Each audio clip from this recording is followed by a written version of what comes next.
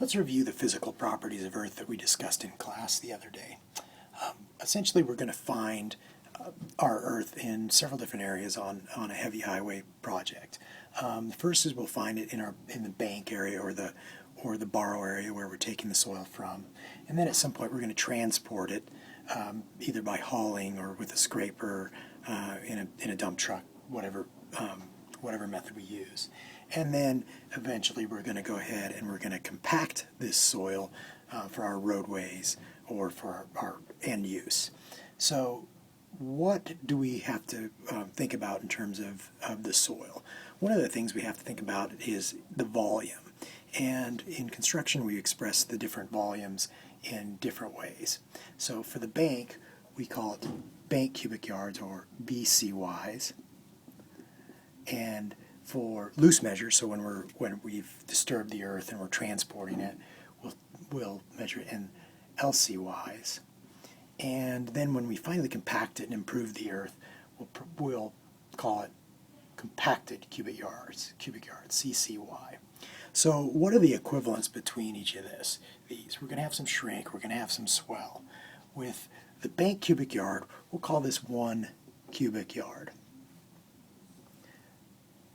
So once we've taken that 1 cubic yard of material and we've excavated it, there's more air, there's more space in the earth.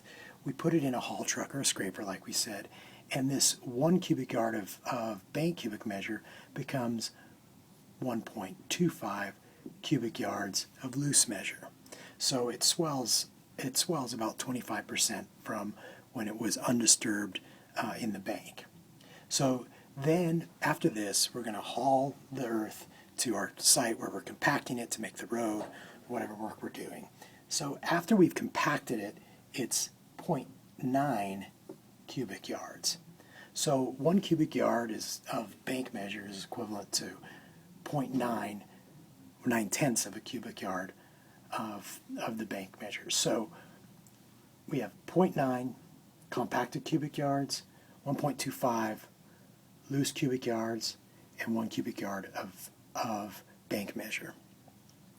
So this is going to help us because when we're pricing the different costs for moving material, the bank measure that we're moving is significantly lower than what it's going to be when it's loose.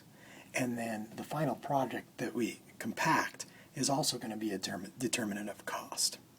So when we're considering these things, we can look at the different swell factors of various types of soils.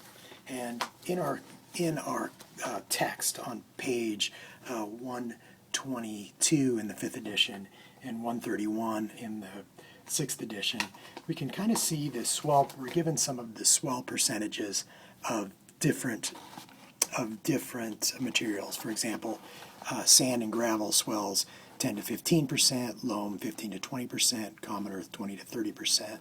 So where would we apply that? We would apply that swell here in our loose cubic yards. So as you're working on your project and figuring the different materials, you want to look at the swell percentage in terms of your loose cubic yards.